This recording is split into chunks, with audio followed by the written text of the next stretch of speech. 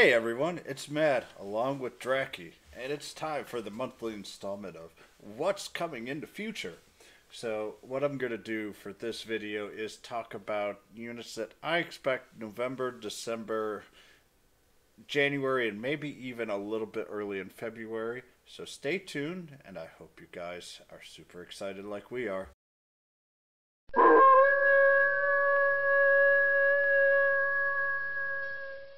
So we've changed a little bit of the schedule compared to Japan. General Gumei came out a little bit before DQ7. Um, Beast, and actually, there's going to be a lot of beasts and slimes coming out in the next couple of months. Uh, Physical attacker. The leadership effect right now doesn't seem super awesome, but it gets better as the game progresses. Leadership effect is increased beast physical power by 20%. Very useful currently in Japan. Right now it's a little less useful, so just keep that in mind. Um, First awakening skills increase zap power by 10% and movement plus 1. Very nice awakening skill. Second is swoosh resistance, fourth crackle, third and fifth is its first skill. Its first skill is zap based, that will occasionally stun, that has very good range. On top of the fact, General Gumei is a decent ranged unit at 3 if you get that first dupe. So, honestly, that is actually a pretty nice first skill. Good on the MP consumption as well, and decent damage overall. Zap is generally a very useful element, uh, especially for PvE and even with PvP. This unit is kind of one of those units that could fit either way. Love it with the only 50 weight. So, all in all, very positive and good unit for the first skill. Second skill, upward slash, 250% non-elemental damage to all enemies. Really solid skill. Good AoE. Has 4 squares. And honestly, I could see this being used an awful lot. The last one is Rakiri, which is gets powered up as well. 2 hits at 140% zap with 2 in line as well. So that's 4 hits at 280% zap physical. So honestly, this isn't the most spectacular unit, but it's incredibly solid. Great for zap. And the leadership effect is something that will become much more useful in the future. Still very useful for General Gumei. Useful for certain PvE fights because you're limited by beasts, etc.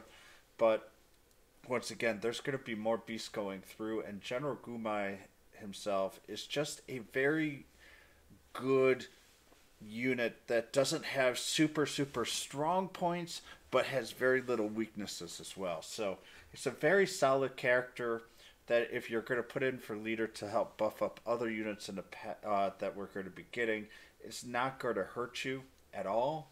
So it's a pretty good unit, and I can kind of see why they delayed it just a little bit before Dragon Quest 7. As I feel for other than obviously Demon Form, this is a pretty solid unit overall. Another unit that might have been slightly delayed are the 2 dragons. This one I'm a little less happy with, more because of the second unit, not for the first. Dimension Dragon is a very interesting unit that's going to get a little bit more discussion than I normally do for these type of videos because of the overall usefulness of Dimension Dragon, but also the limitations of Dimension Dragon. So it's a dragon, obviously it's attack. Its first dupe is increased power and effective breath, with along with its leadership, which increases dragon breath power by 20%. It's incredibly important. And is a very useful to make dragons a much better family. Along with the Great Dragon getting the Talent Blossoming, dragons will become more powerful, more useful overall. Just remember, Dragon Lord True Form is not a dragon, even though he is a Dragon Lord, and he looks like a dragon. He is a boss, or a question mark, so that does not work very well for the Dimension Dragon, but it works for Halberdsaurus, Great Dragon, and any other dragons, including Green Dragon as well, for a lot of the free-to-play players. The other thing to discuss before we go any farther is Dimension Dragon's unique skill is the ability to phase in the battlefield. And so what does that mean? As long as you have enough movement, he can walk through walls or walk through obstacles. So if there's like an arena where you got that one barrier, if you have enough to move through that barrier to the other side, it just walks straight. So he basically teleports to where he needs to go. And so it has a unique movement, which is very, very useful for arena or battles, or to even entrap like a unit to make sure that they can't move away. So this is one of those where when I give it a rating, I usually have a pretty easy time. This one goes all over the place. It has a lot of niche uses, and usually when I go, oh, this has a niche use, it's just one use. There's like 3 or 4 uses here that you can really use that's pretty unique to the Dimension Dragon. The leadership effect is niche, but really useful. The first dupe is only useful for itself, but it's very, very useful. And the ability to teleport or dimension move is very, very, very useful as well. So it's not like it does a lot of super awesome things that are just way OP, but it just does an awful lot of helpful things that really, really make it useful. Its second awakening skill is Frizz, fourth one is Sizz, and then the Dimensional Wave is a power up here. All of its White Ice is a crackle breath damage. For its being its first attack, it's one of those fans, does very good damage. Second one is Ice Prison, physical crackle. And the third one is a Dimensional Wave, which does large bang breath damage, which is a unique element for dragons, and it allows you to try to get a little bit stronger overall power with different elements. Basically, if you are into dragons and want to make a powerful dragon team, Dimension Dragon is an absolute must. If you are more interested in, oh look, I've got some powerful dragons and the rest of my team's relatively weak, Dimension Dragon is probably a unit that you're really looking forward to. If you're not going to use dragons, the ability to warp or to dimension move is very important, but otherwise then it's a skip. So this is a really hard unit for me to rank.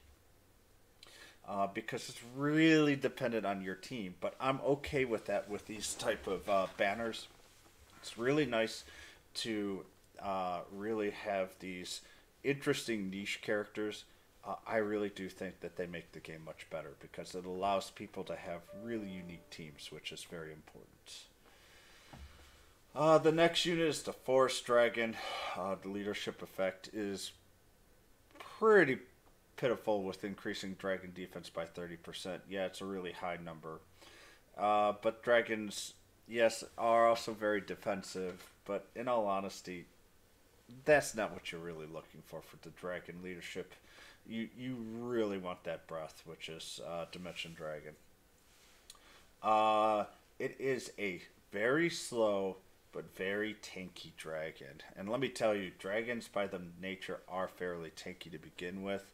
This man is a beast. Forest Dragon can tank for a very, very long time. First Awakening skill restores HP at the beginning of the turn, which is incredibly useful for this type of unit. Crackle, Whoosh for second, fourth, and Force Breath powers for the third and fifth. Its most useful skill is actually Corrosion Breath, which would allow you to use Forest Dragon in a dragon team, which greatly reduces breath resistance of all enemies with a high probability. This allows you to get more damage. So, and along with the Dimension Dragon, you get some pretty nice damage going on with the dragons. And all of a sudden, they become a lot useful. But the big problem with the Forest Dragon is it's so slow. It only has 2 movement throughout. It just really can't get there very easily. The second one is Forest Guard, which is a unique skill that reduces all damage by 20% and allows you to build up everybody around you. The last one's Dimensional Wave. Its only real attack, swoosh breath damage 4 times to an enemy. All in all, it's an interesting unit, but they hampered it too much by its low agility and poor movement. It really needs either better movement or higher agility for it to become any type of use. And if it does, then it will become a lot better, because the Forest Guard here and the Corrosion Breath, especially if you're building an all-dragon team, are a really good overall boost for you. But once again, there's just way too many negatives with the Forest Dragon, and it's probably the only poor unit that I foresee us getting in the next couple of months. Oh, now we get to where the beasts become relatively king, and King Leo is that king. Increases beast physical power by 20%. Top notch here. Overall, I'm going to be honest, this is one of the best units in the game, especially in Arena, and I will tell you the reason why in just a little bit. But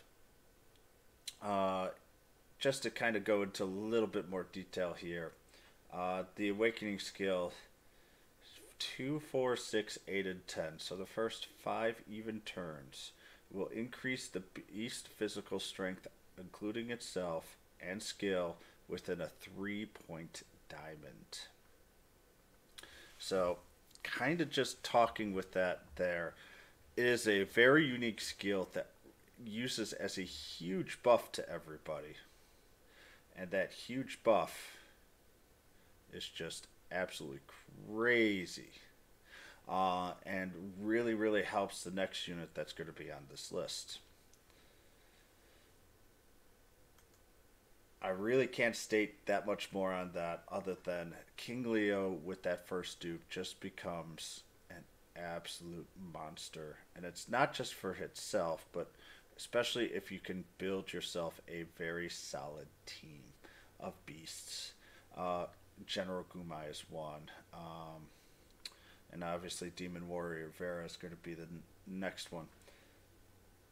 So this is going to be something where we're going to just kind of go, all right, this is a nice pull. Don't need to go beyond +1 for most people, but really, really do like him overall. Second one is Bang. Fourth one is Crackle. And the third and fifth are the Beast King Roar Power.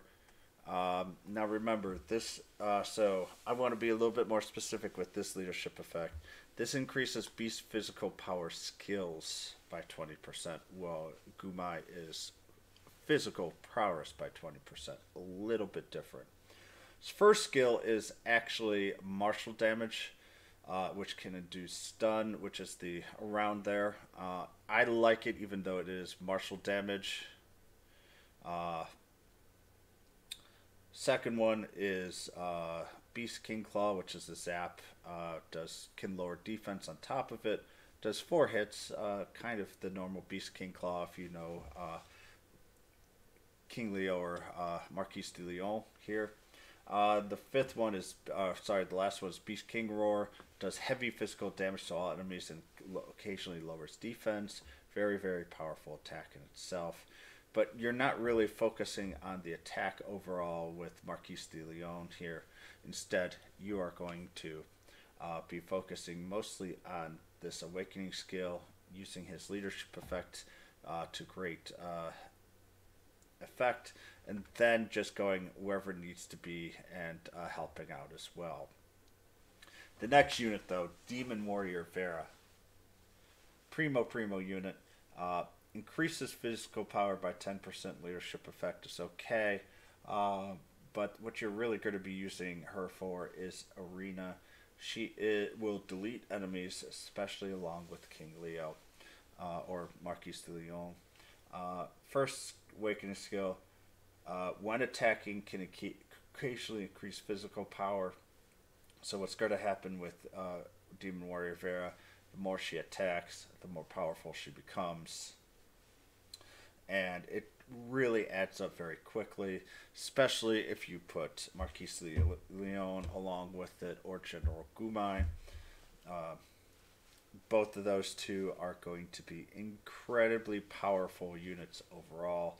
To be paired with Warrior Vera, especially in Arena, they're all 50 weight, so at that point, you're going to start seeing more people using beasts in Arena than you will be using boss, depending on weights, etc.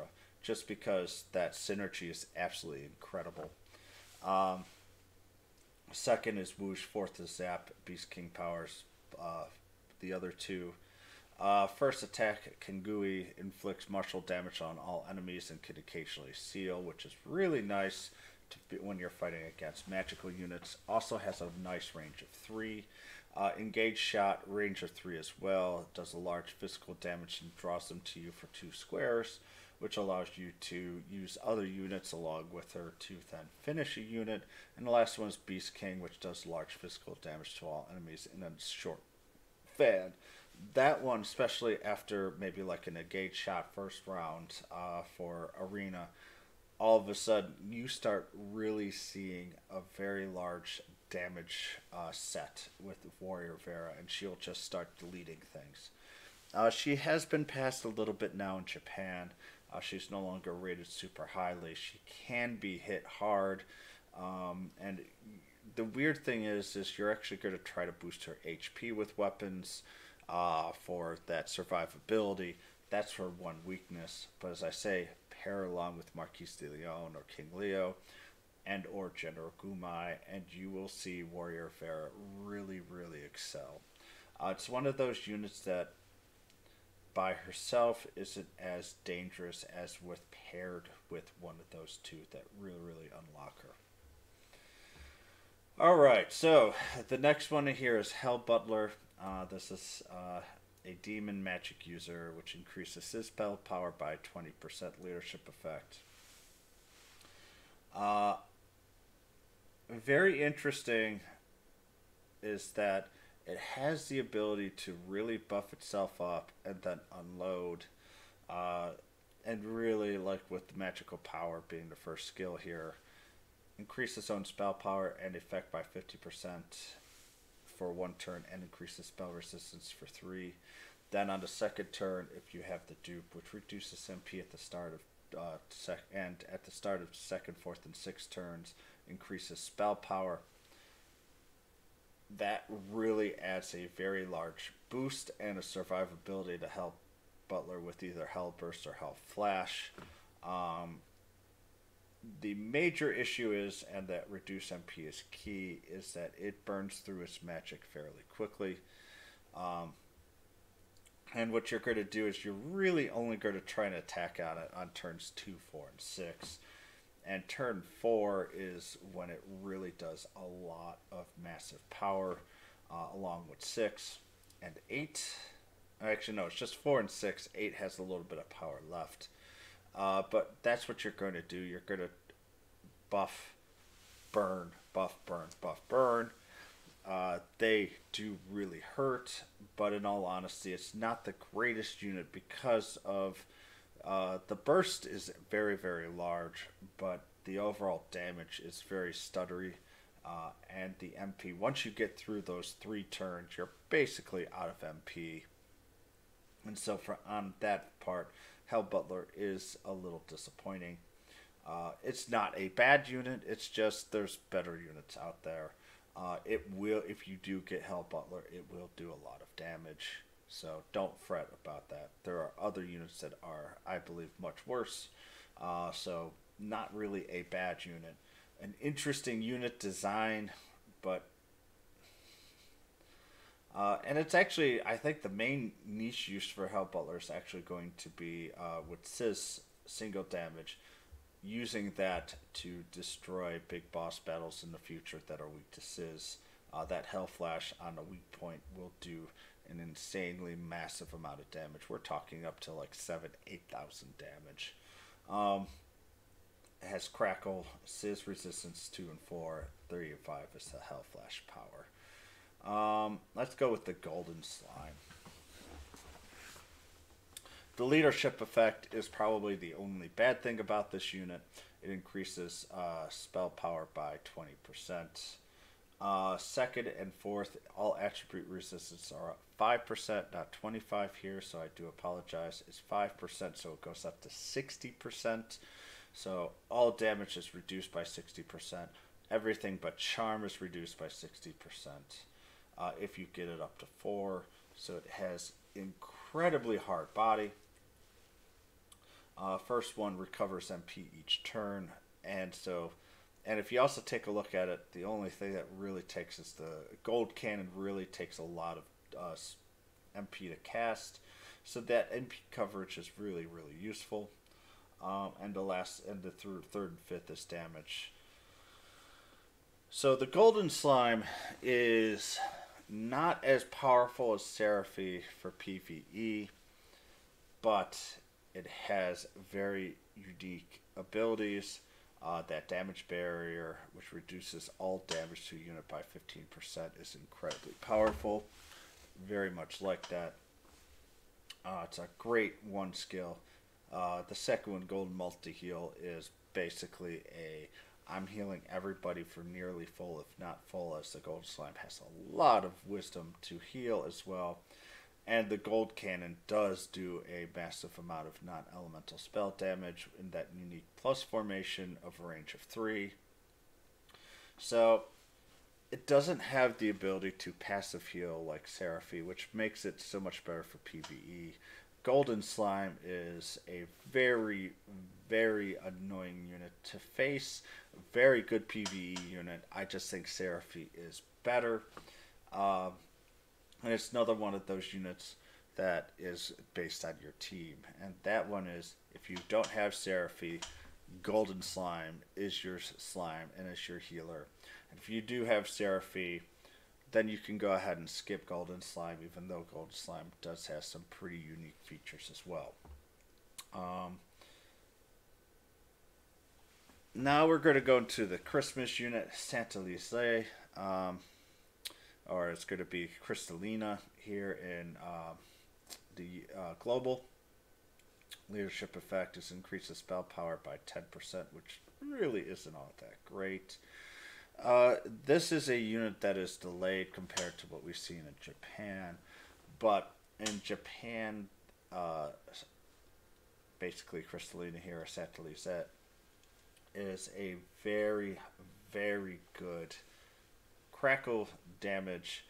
That Frozen Ice Sword does a massive amount of damage, especially if you get the First Awakening skill, which is reduce MP costs and increase the power.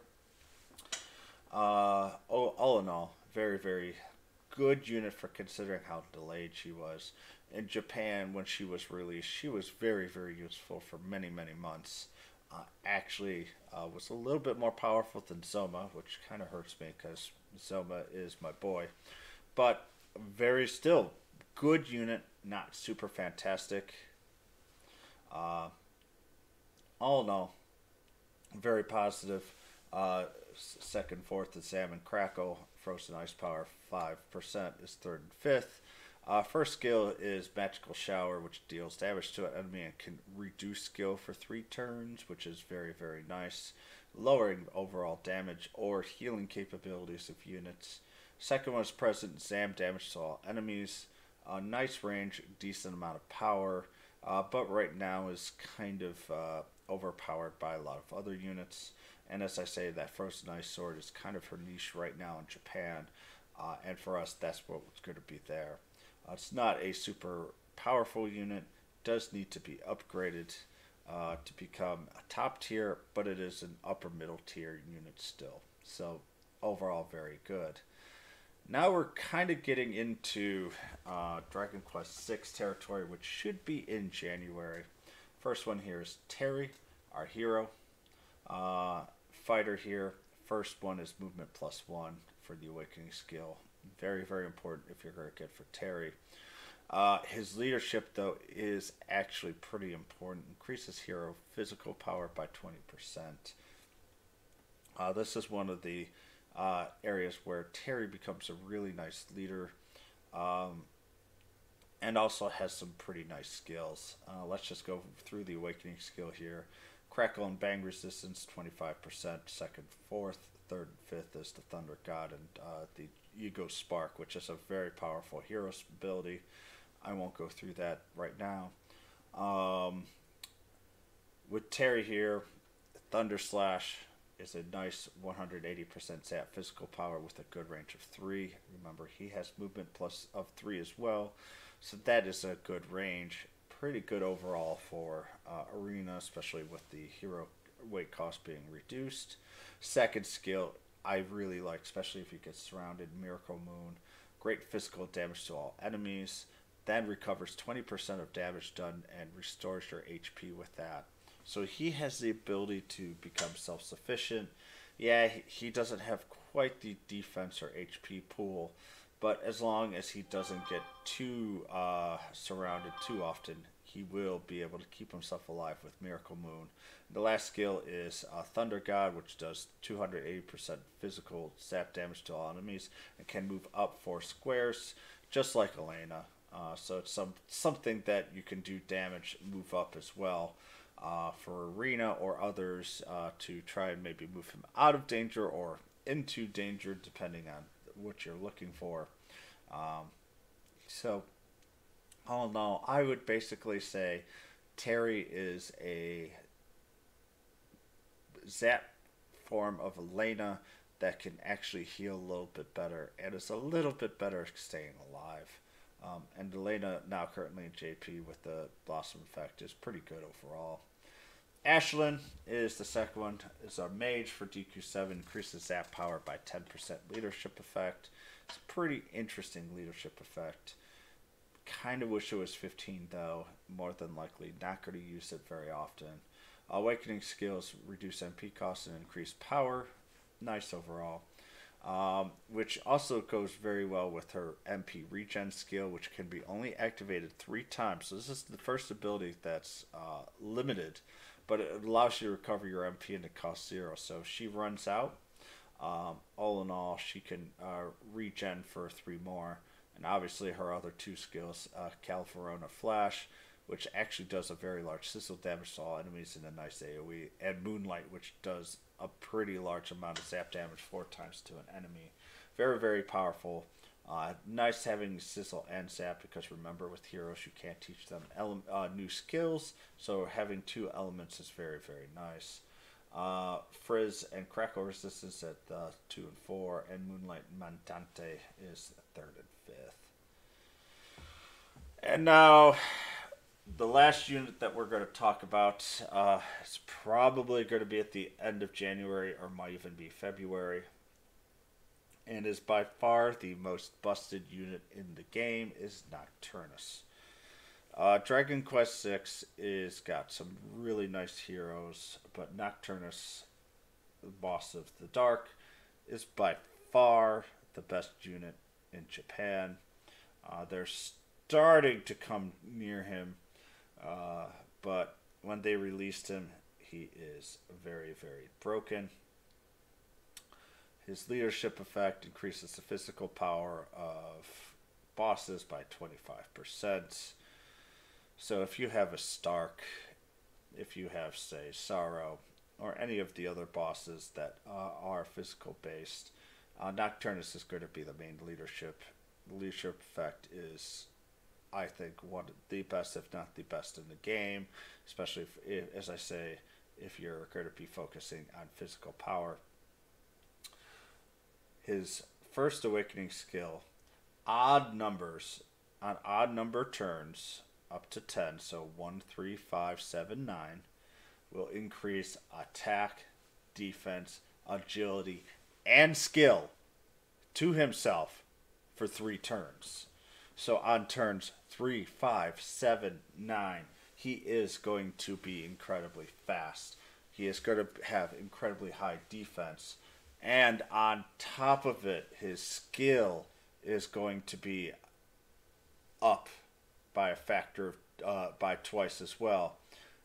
Going all that combined, what you're then seeing is just with attack and skill level, Nokturnus is just cleaves through enemies like no one else's business. On top of that, and I know I'm only highlighting their intrinsic if they have absolutely insane abilities. For his first 3 turns, he reduces damage by 20% as well. So, he is just an absolute unit in Arena. Basically, unless there's no S units allowed or no question marks allowed, Nokturnus is going to be the key pillar in an Arena team, along with then, obviously, probably Beasts. In PvE, is an absolute destroyer of worlds. By far, the most broken unit in the game. And all in all, solid. Honestly, at this point, I could stop, but we'll just continue on, because it gets even better. Bang resistance, 2nd. Crackle resistance, 4th. His 3rd skill is different. He gets 5% on all his physical skills, and he recovers HP.